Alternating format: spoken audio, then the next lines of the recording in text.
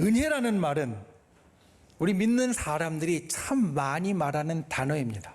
물론 이 은혜라는 말이 우리 신앙인들만 쓰는 용어는 아닙니다. 세상에서도 은혜라는 말을 사용을 합니다.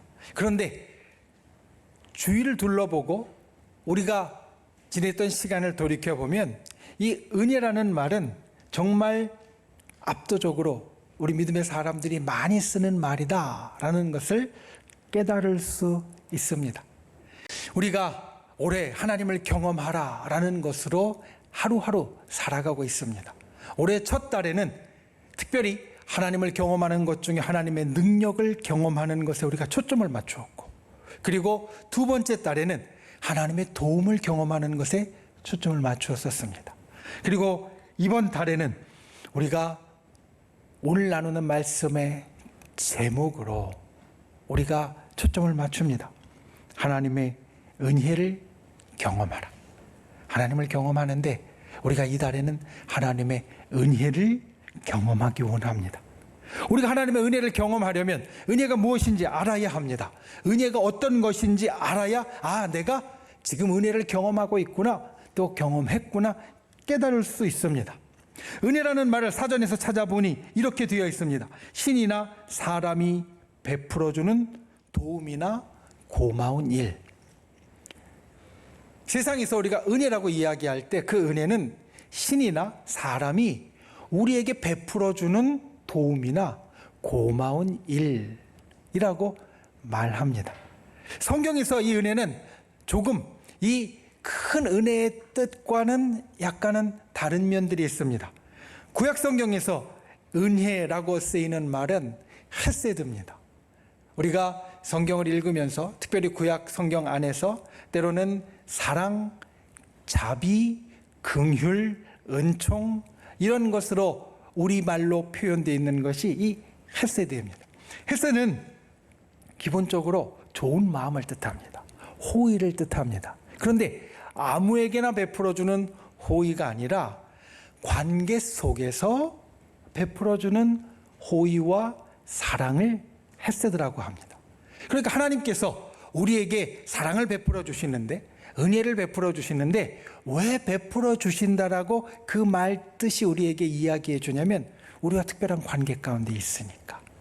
신약에서 은혜는 우리가 조금 전에 보았던 카리스라는 말입니다.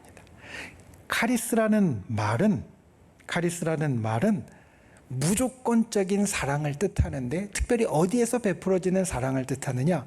우리의 구원과 연결되어서 베풀어 주시는 사랑을 뜻합니다.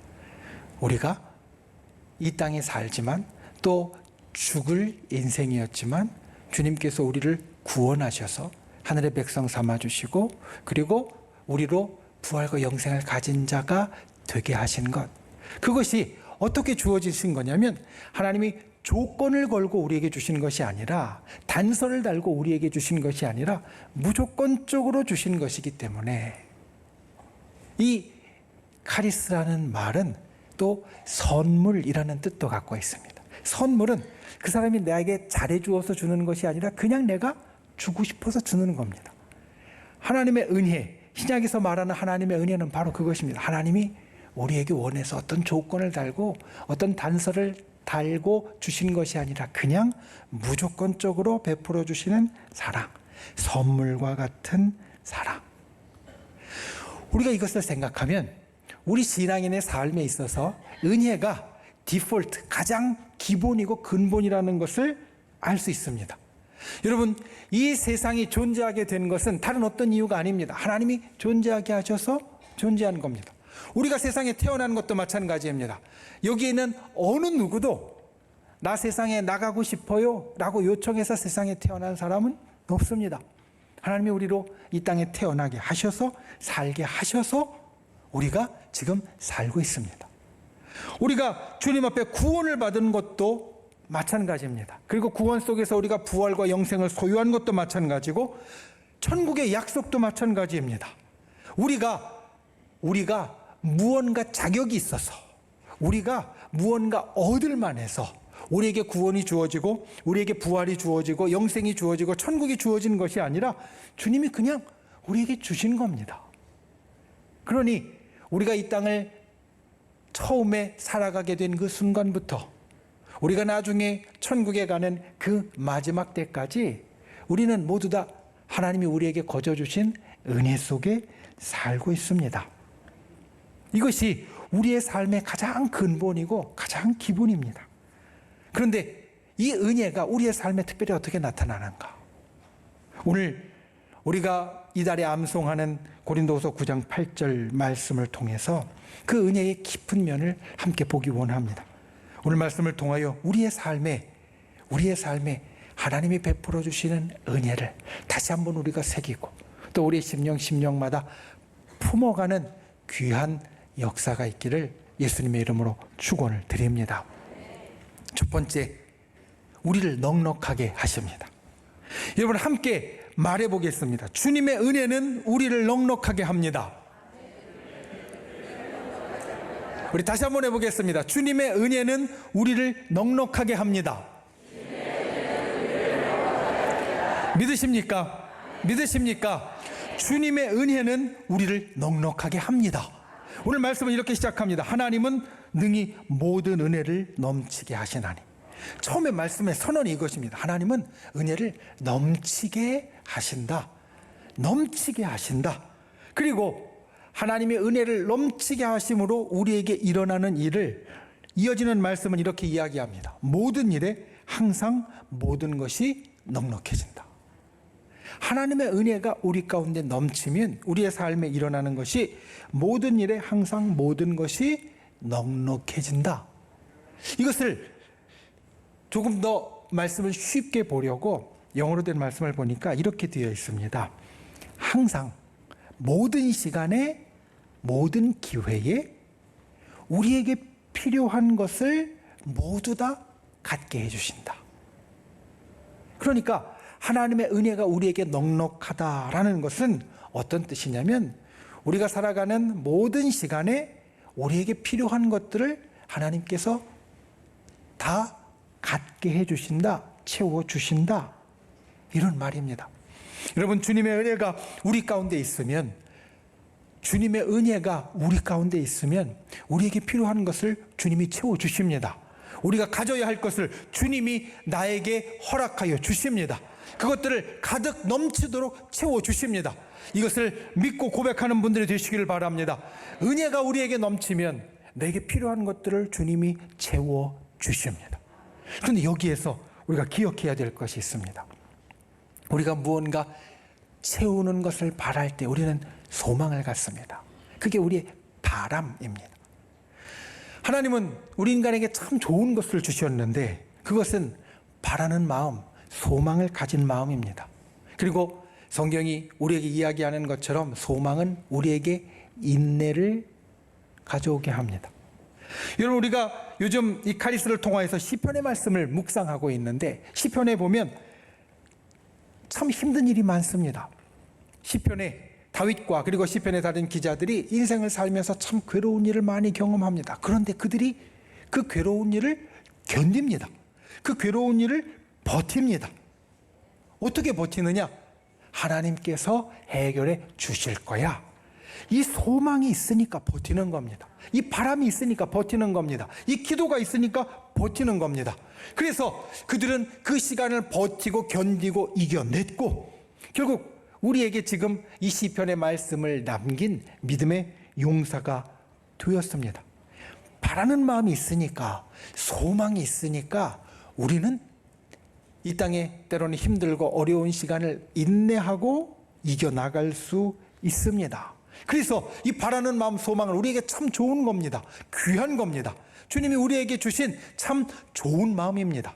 그런데 때로는 이 바라는 마음이 우리를 잘못 나아가게 만들 때도 있습니다. 이 바라는 마음이 때로 만족하지 못하는 욕심으로 변하면 이게 우리에게 좋은 게 아니라 우리에게 독이 됩니다. 하나님이 우리를 넉넉하게 하시는 것은 진짜 넉넉하게 하시지만 우리를 망하지 않게 하신다. 이것을 기억해야 됩니다. 하나님께서 우리를 넉넉하게 모든 것을 다 채워주시지만 하나님은 결코 우리에게 모든 것을 채워주셔서 우리가 망하기를 원하지 않으십니다. 영어 단어에 스포일이라는 단어가 있습니다. 스포일이라는 단어가 무슨 뜻이냐면 망치다, 그 다음에 손상시키다, 이런 뜻인데, 그 단어의 한 뜻을 보면 이런 뜻이 있습니다. 아이를 응석바지로 키워서 망치다. 그런데 어떻게 응석바지로 키우느냐? 아이에게 원하는 것을 다 들어주어서 그가 응석바지가 되고 오히려 인생을 망치는 아이가 된다라는 겁니다. 스포일이라는 것이 망치다, 그리고 손상시키다라는 뜻인데, 사람에게는 원하는 것을 다 들어주면 오히려 그것이 망치는 일이 되어지기도 한다. 이 단어에 그런 뜻이 있습니다. 여러분, 은혜는 우리에게 넉넉한 것입니다.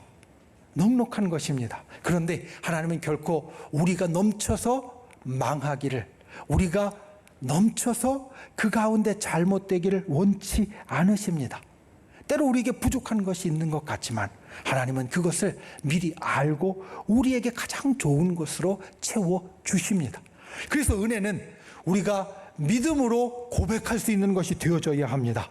주님의 은혜가 내게 넉넉하다. 주님이 나에게 넉넉하게 채워주신다. 지금 나에게 부족한 것이 있지만 이것은 주님이 내게 주신 최고의 것이다. 우리가 이와 같이 고백할 수 있어야 진짜 은혜를 품은 자가 된다라는 겁니다. 저 여러분, 이 고백을 할 수 있는 분들이 되시기를 바랍니다. 주님의 은혜가 내게 넉넉합니다. 주님이 나에게 넉넉하게 채우십니다. 우리가 주님 앞에 믿음으로 이와 같이 고백할 수 있는 귀한 하늘의 백성이 되시기를 예수님의 이름으로 축원을 드립니다. 두 번째, 착한 일을 넘치게 하십니다. 오늘 우리가 보는 고린도후서 9장 8절의 말씀은 사실 8장부터 이어지는 긴 말씀의 맥락 가운데 들어 있습니다. 사도 바울은 디도와 두 형제를 고린도 교회에 보냈습니다. 사도 바울이 고린도 교회에 가기 전에 앞서서 보냈습니다. 이유는 고린도 교회가 연보를 미리 준비하기 원했기 때문입니다. 연보, 오늘날로 이야기하면 주님 앞에 드리는 예물, 헌금을 미리 준비하기 원했기 때문입니다. 그것을 통하여서 귀한 일을 이제 이루었어야 하는데, 고린도 교회가 사도 바울이 가기 전에 미리 준비하여서 하나님 앞에 드릴 그 예물을 가지기를 원해서 사도 바울은 디도와 두 형제를 먼저 보내었고, 그리고 오늘 말씀을 그들에게 전합니다. 오늘 우리가 본 8절 말씀, 그 앞에 6절 말씀을 보면 이런 말씀이 있습니다. 적게 심는 자는 적게 거두고 많이 심는 자는 많이 거둔다. 하나님 앞에 우리가 심을 때 적게 심지 말고 많이 심어야 많이 거둔다. 이 말씀을 6절에 하고요. 7절 말씀을 보면 또 이렇게 이야기합니다. 각각 그 마음에 정한 대로 할 것이요, 인색함이나 억지로 하지 말지니 하나님은 즐겨내시는 자를 사랑하느니라. 연보를 우리가 좀 넉넉하게 많이 하자, 하나님 앞에 헌금을, 예물을 많이 드리자라는 말입니다. 그리고 8장에 보면, 이 앞에 8장에서는 그 전에 마게도니아 교회가 환난 가운데 있을 때, 가난함 가운데 있을 때 힘에 넘치도록 연보를 하여서 하나님 앞에 드려서 그들에게 참으로 좋은 일이 있었다라는 것을 전달해 줍니다. 왜 이런 말씀을 계속 길게 이야기를 하느냐? 우리 인생에 있어서 물질은, 돈은 참 강하고 질긴 것이기 때문입니다. 우리가 인생을 살면서 때로는 넉넉하게 가진 사람을 봅니다. 아, 저 사람이 가진 것 죽을 때까지 다 쓰지 못할 것 같은데 라고 생각하는 사람을 보기도 합니다. 그런데 그들도 여전히 움켜쥐려고 합니다. 모으려고 합니다. 분명히 죽을 때까지 써도 다 쓰지 못할 것을 더 모으려고 하는 것이 사람의 모습입니다. 성경에도 이런 사람이 있습니다. 야곱입니다. 야곱은 태어나기 전부터 움켜쥐는 사람이었습니다. 야곱은 엄마 뱃속에서 나올 때 자기보다 먼저 나아가는 쌍둥이 형 에서의 팔 뒤꿈치를 움켜잡았습니다. 그래서 먼저 나가지 못하게 막으려고 했습니다. 야곱이 움켜쥐는 것은 거기서 끝나지 않습니다. 결국은 형의 장자권을 움켜쥐었고, 그리고 아버지가 세상을 떠날 때 아버지의 축복도 자기가 움켜쥐었습니다. 외삼촌 라반의 집에 가서는 그 외삼촌의 두 딸도 아내로 다 움켜쥐었고, 그리고 외삼촌 라반의 재산 가운데 상당한 것을 자기의 것으로 움켜쥐었습니다. 야곱은 태어나기 전부터, 그리고 그 인생에 아주 긴 시간 동안에 움켜쥐는 인생을 살았는데 그 결과는 결코 좋지 못했습니다. 형의 발뒤꿈치를 움켜쥐고 태어나서 그 장자권과 축복을 빼앗았기에 형과는 계속해서 불화하는 존재가 되었고, 결국은 집에서 같이 살지 못하고 도망치는 존재가 되었습니다. 외삼촌의 두 딸을 다 취하고, 그리고 그 두 딸의 여종까지 취해서 아내가 넷이나 되었지만 가정 가운데는 불화가 계속해서 있었습니다. 외삼촌 라반의 재산을 다 움켜쥐었고, 그리고 아주 부자가 되어서 거기를 떠났지만 결국 그 형 에서를 만나기 전에 자기가 가진 모든 재산을 다 에서에게 주겠다라고 먼저 강 건너 보내면서 결국 빈손이 되었습니다. 열심히 움켜쥐었는데 결국은 다 떠나보내고 힘들고 어렵고 빈손이 되는 인생을 살았다라는 겁니다. 그가 언제 이것을 멈추게 되어지느냐? 야복강가에서 하나님과 씨름한 이후입니다.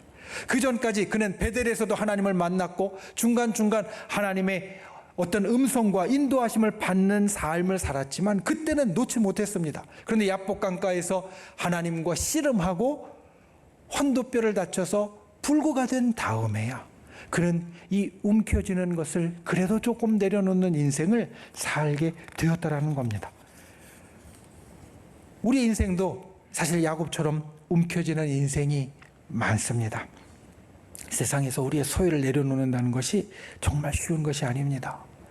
아주 어렵습니다. 그리고 아주 힘듭니다. 오늘 고린도 교회 성도들도 마찬가지였습니다. 고린도 교회의 성도들, 초대교회의 성도들도 그 손에 들어온 것, 움켜진 것을 하나님 앞에라도 내어놓기가 쉽지 않았습니다. 그래서 바울은 길게 이것을 설명하는 겁니다. 세상의 재물로 연보를 하면 하나님께로부터 우리에게 무엇이 주어지는가? 하나님께서 우리에게 어떻게 보답하시는가? 이것을 이야기해 주는 말씀 가운데 오늘 9장 8절 말씀이 나온다라는 겁니다. 자, 이 말씀의 전체 맥락을 보면 아마도 이렇게 생각할 수도 있을 겁니다. 목사님은 분명히 은혜가 하나님이 우리에게 선물처럼 거저 주시는 것이라고 했는데 지금 이야기해 주신 말씀의 맥락을 보니까 우리가 하나님 앞에 드려야만 하나님이 우리에게 넉넉하게 주신다는 말씀이네요. 그러면 목사님 말씀 처음에 하신 거하고 다르잖아요. 은혜는 분명히 거저라고 하셨는데 우리가 드려야만 우리에게 주신다고 하면 그건 거저가 아니잖아요. 이런 생각이 들 수 있습니다. 그런데 만약 여러분이 저에게 물으신다면, 목사님, 그러면 진짜 하나님의 은혜는 우리가 하나님 앞에 먼저 바쳐야만 주어지는 것인가요? 라고 물어본다면 저는 아니요 라고 대답할 겁니다. 만약 우리가 드린 대로 주시는 것이라면 오늘 말씀은 여기서 끝났어야 됐습니다.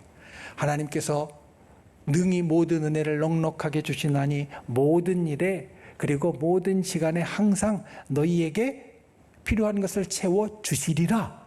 여기서 끝났어야 됐습니다. 그런데 오늘 말씀은 제일 중요한 것이 그 끝에 나옵니다. 이렇게 이야기를 합니다. 모든 착한 일을 넘치게 하려 하십니다. 하나님은 모든 일에 넉넉하게 넘치도록 모든 은혜를 채워주시는데 그 이유가 모든 일에 특히 모든 착한 일을 넘치게 하려 하십니다 라고 말하는 겁니다. 그러니까 우리를 넘치게 채워주시는 이유가 우리가 하나님 앞에 드렸기 때문이 아니라 우리가 착한 일을 할 수 있도록 채워주신다는 겁니다.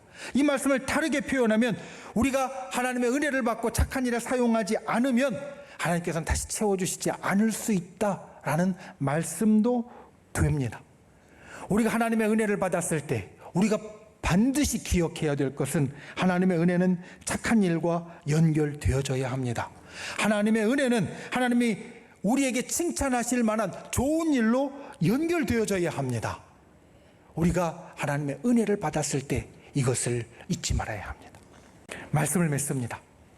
오늘 말씀의 처음은 이렇게 시작합니다. 하나님이 능히 모든 은혜를 너희에게 넘치게 하시나니. 여러분, 이 말씀을 우리가 이 한 달 내내 암송할 텐데 우리 잠시 같이 읽어보겠습니다.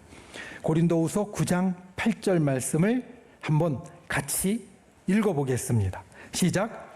하나님이 능히 모든 은혜를 너희에게 넘치게 하시나니 이는 너희로 모든 일에 항상 모든 것이 넉넉하여 모든 착한 일을 넘치게 하려 하심이라. 아멘. 여러분, 이 말씀을 읽으면서 어떤 마음이 드십니까?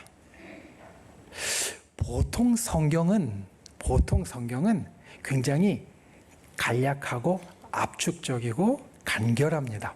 영어로 이야기하면 굉장히 컴팩트하고 콘사이스합니다. 왜냐하면 하나님의 모든 깊은 지식을 우리들에게 이 짧은 책 안에서, 작은 책 안에서 전달하려면 그 말씀이 그렇게 압축적일 수밖에 없습니다. 그런데 우리가 보는 고린도후서 9장 8절 말씀은 그렇지 않습니다. 보십시오. 하나님이 능히 모든 은혜를 넘치게 하시나니 모든 일에 항상 모든 것이 넉넉하여 모든 착한 일을 넘치게 하려 합니다. 계속해서 반복되고 있습니다. 모든, 그리고 넘친다, 그리고 항상, 이것들이 계속해서 굉장히 많이 반복되고 있습니다. 오늘 2부 예배 때 우리 봉헌 찬양을 하는 우리 집사님들이 이런 찬양을 했습니다. 내 인생에 가장 잘한 일은 주님을 만난 것입니다. 오늘 3부 예배 때 우리 권사님은 우리 봉헌 찬양을 이렇게 했습니다. 여호와는 나의 목자시니 내게 부족함이 없으리로다. 여러분, 이 고백은 하나님의 은혜가 이와 같이 넘치게 있다라는 것을 안 사람만 할 수 있습니다. 우리가 인생을 살면서 내 인생에 가장 잘한 일은 주님을 만난 것입니다 라고 고백하려면 주님의 은혜가 우리가 보는 말씀처럼 하나님의 마음이 어떠한 거 보십시오. 모든, 항상, 넘치게 모두 반복하면서 우리들에게 부어주시는 그것을 우리가 볼 수 있어야 이와 같이 고백할 수 있습니다. 여호와는 나의 목자시니 내게 부족함이 없다. 사실 우리 인생에 부족한 것들이 다 있습니다. 여러분, 지금 필요한 것이 무엇이에요? 라고 이야기하면 아마 말할 것이 한두 개씩은 다 있을 겁니다. 그게 내가 지금 부족한 겁니다. 그런데 부족함이 없습니다 라고 고백하려면 하나님의 은혜가 내게 진짜 풍성합니다, 넉넉합니다 라는 이 말씀이 가슴에 와닿아야 됩니다. 하나님께서 우리에게 주시는 은혜가 그와 같이 넉넉하다. 우리가 이 한 달 그것을 경험하는 분들이 되시기를 바랍니다. 그리고 오늘 말씀에 두 가지 귀한 교훈을 기억하십시오. 첫 번째, 하나님의 은혜는 우리를 넉넉하게 하신다. 믿음으로 이와 같이 고백할 수 있는 저와 여러분이 되시기를 예수님의 이름으로 축원을 드립니다. 두 번째, 하나님의 은혜는 착한 일을 넘치게 합니다.